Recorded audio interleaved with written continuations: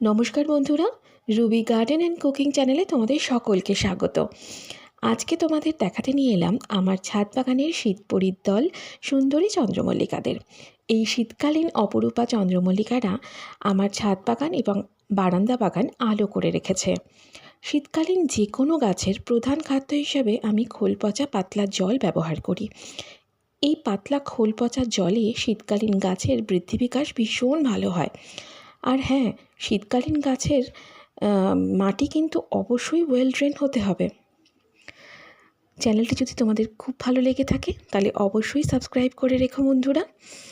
আর আগামী দিনে আমার ছাদ বাগান এবং বারান্দা বাগানের আরও নানান রকম গাছের ফুলের নানান রকম ভিডিও নিয়ে আমি তোমাদের সামনে হাজির হব।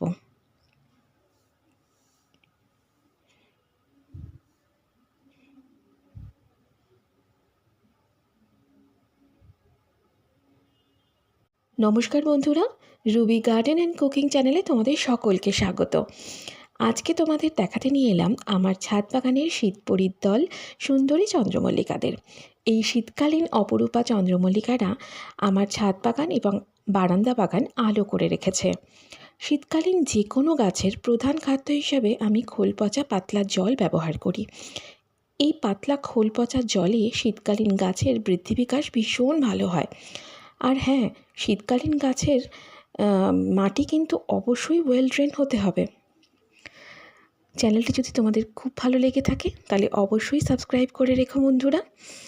আর আগামী দিনে আমার ছাদ বাগান এবং বারান্দা বাগানের আরও নানান রকম গাছের ফুলের নানান রকম ভিডিও নিয়ে আমি তোমাদের সামনে হাজির হব।